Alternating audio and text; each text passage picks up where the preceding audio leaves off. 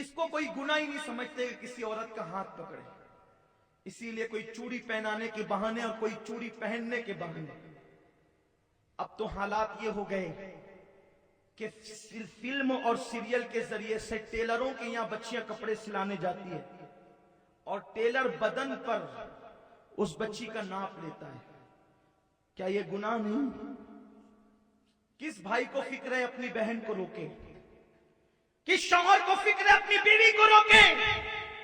پیر صاحب گھر میں آئے تو کہا کہ بیوی کہا کہ پردہ کرو، پیر صاحب آئے، مولانا آئے پردہ کرو۔ بالکل کروانا چاہیے، فرض تو سب سے ہے، پیر سے کرواتا ہے ٹیلر سے شرم نہیں آتی؟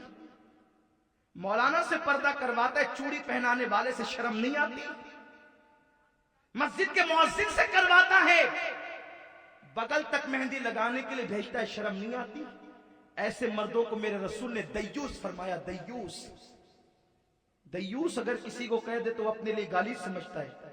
سید الانبیاء نے کہا وہ دیوس ہے جس کے گھر کی عورتیں بے پردہ گھومے اور وہ منع نہ کرے، بے پردہ گھومے اور منع نہ کرے، وہ دیوس ہے۔ اور آقا فرماتے نہ اس کی نماز قبول نہ اس کی دعا قبول۔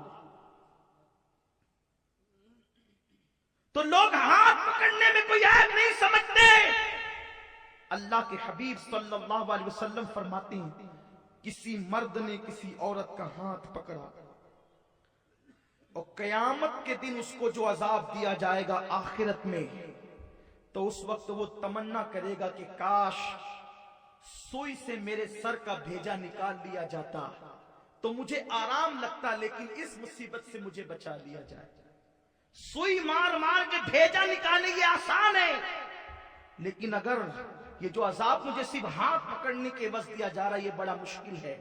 ایک روایت میں میرے آقا کریم صلی اللہ علیہ وسلم اور فرماتے ہیں، مجمع الزوائد کی روایت ہے، آقا کریم فرماتے ہیں کہ اگر کوئی بندہ کسی عورت کو اپنا کندھا مس کرے اور اس کو قیامت میں جو عذاب دیا جائے گا اس وقت وہ تمنا کرے گا کاش کہ سور مجھے کچل کر کے چلا جاتا تو برداشت ہو جاتا، لیکن یہ دردناک عذاب مجھے نہ دیا جاتا۔